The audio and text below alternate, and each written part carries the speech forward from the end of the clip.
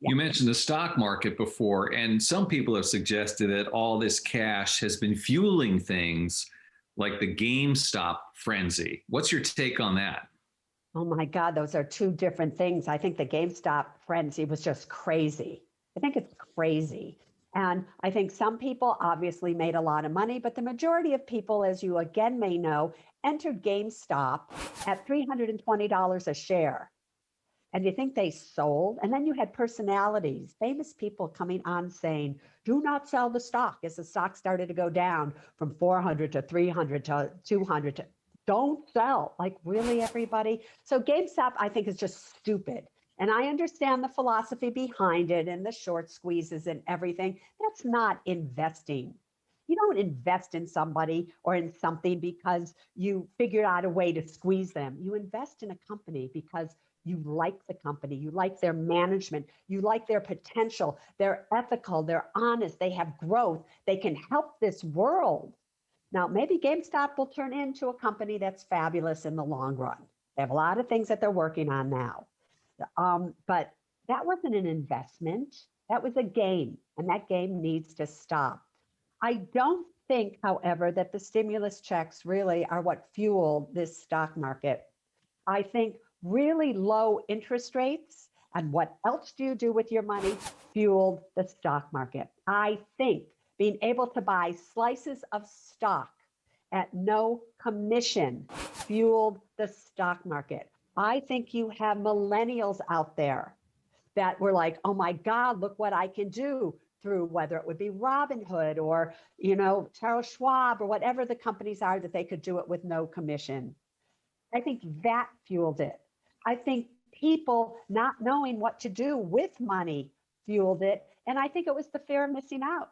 It's like, oh my God, look at this. What do you want to say, boyfriend? FOMO. Hey, so you mentioned Robinhood, and I want to follow up on that a little bit and drill down, Susie, because, on the one hand, it makes markets accessible.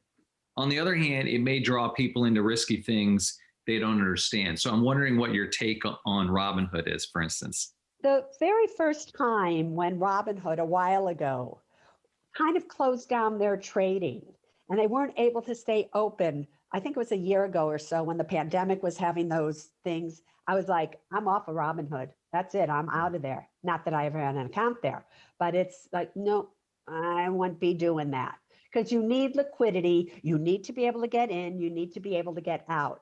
I also thought it was very irresponsible of Robinhood to allow certain people, there's your customer rule, where customers that were able to risk money on GameStop and so forth.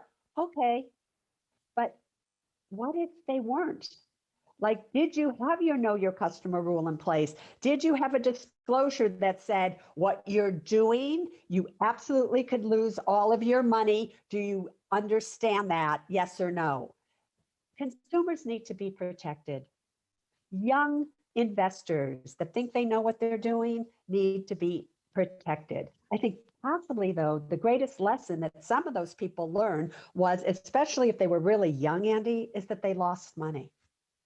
Because investing isn't about just making money. Investing is about understanding what you're investing in and doing it over the long haul. And the amount of money, imagine if you had bought Apple when it first came out, Amazon when it first came out. It wasn't a trading game. This is an investment game. And you invest with your money just like you invest in a relationship. You invest and say, I do for the long run, for the rest of your life, not just for a month or two, although many people do. And so maybe they learned. I think the most dangerous thing is when people get into the stock market and all they do is make money. It goes up and up. And it's like, oh, this is easy. I'm going to take my student loans. I'm going to take this. No. Losing money and watching a market go down is one of the greatest lessons an investor could experience.